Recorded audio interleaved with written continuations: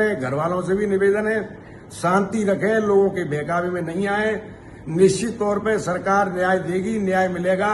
हत्यारे सामने आएंगे, नहीं आएंगे तो हमारी जिम्मेदारी है कि लोकतंत्र में हम उन ये बरसात के मेढक जो आ जाते हैं, जो लाशों पे नेतागिरी करते हैं और दिखावा करते हैं, उन्हें ये जानकारी तो कोई है नहीं कि कौन आदमी किस परिस्थिति में है।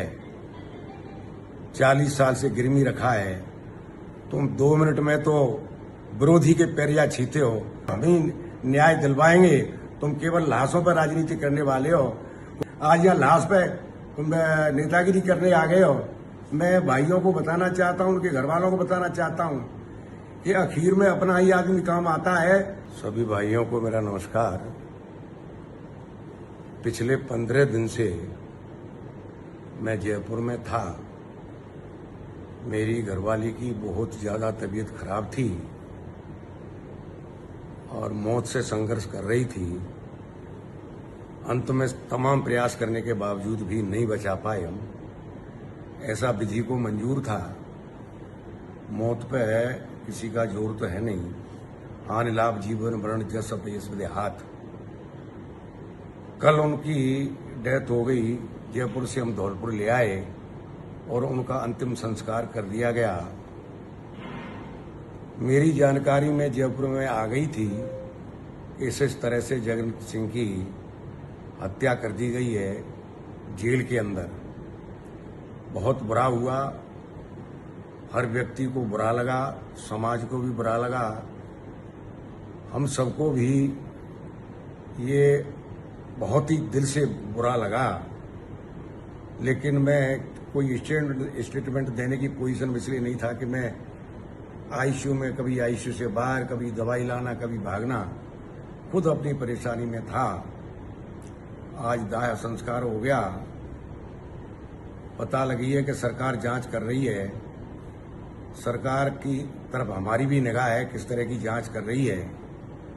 अगर कोई जांच के परिणाम सही नहीं आते हैं और सही पता नहीं लगता है किस तरह से मौत हुई है, किस तरह से हत्या हुई है, किन किन लोगों ने हत्या की है, अगर ये पर्दाफाश नहीं होता तो निश्चित तौर पे लोकतंत्र में जो भी होता है उस तरीके से हम आंदोलन करेंगे।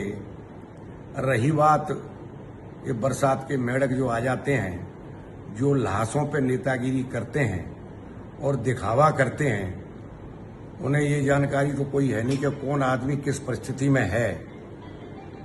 40 साल से गिरमी रखा है, तुम 2 मिनट में तो विरोधी के पैरिया छीते हो।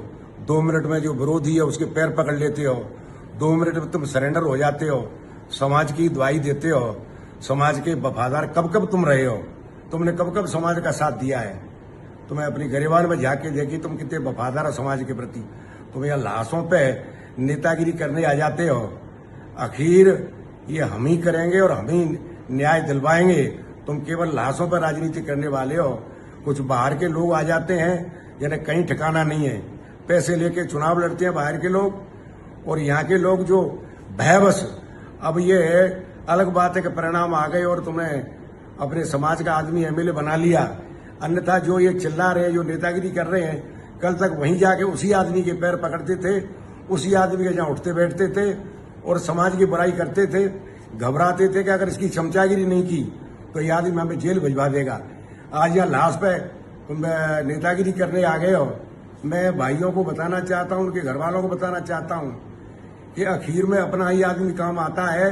ये बरसाती मेढक हैं, इनके बहकावे में नहीं आए। कभी पंडित और ढाड़िया, कहीं बेनू की दौर, ये रण में जूझे नहीं जूझ हारे। और हम काम आए हैं, हम काम आएंगे। हत्याएं पहले भी हुई है, एफआईआर हमने एसपी और डीएसपी के खिलाफ पहले भी कराई है, और अब भी अगर ऐसी कोई बात आ पड़ी तो हम ही साथ रहेंगे। इन लोग जो वक्त को देख के आ जाते हैं लाशों में राजनीति करने, इनसे सावधान रहें। मैं जिस दिन ये तेजी खत्म हो जाएगी मैं आऊंगा और वहां जाके फिरने भी मैं आऊंगा। मेरी लेकिन मजबूरी है इस समय। जिसके घर में विपदा होती है वही जानता है, जिसके परिवार में विपदा होती है वही जानता है। इसलिए मैं इन कारणों की वजह से नहीं आ पा रहा हूं। मेरा समाज से भी निवेदन है, घर वालों से भी निवेदन है, शांति रखें, लोगों के बहकावे में नहीं आए। निश्चित तौर पे सरकार न्याय देगी, न्याय मिलेगा। हत्यारे सामने आएंगे, नहीं आएंगे तो हमारी जिम्मेदारी है कि लोकतंत्र में हम उन हत्यारों को ढूंढ के मानेंगे और मौत का कारण पता करके मानेंगे कि किस तरह से जगन सिंह को मारा गया है, किन के द्वारा यह षड्यंत्र रचा है। वो सारी बात है, वो सादे पर्दाफाश हम करवा के मानेंगे। समाज धैर्य रखे, समाज शांति बना के रखे, और ये चवन्ना छाप जो लोग आ रहे हैं नेतागिरी करने के लिए, जो पैसे लेके चुनाव लड़ते हैं और जो समाज के छोड़ के कल तक जो हमारा विरोधी था उसके पैर पकड़ते थे, वही लोग कूद के यहाँ बुराई करने आ जाते हैं। इनसे भी आप सावधान रहना। बहुत बहुत धन्यवाद।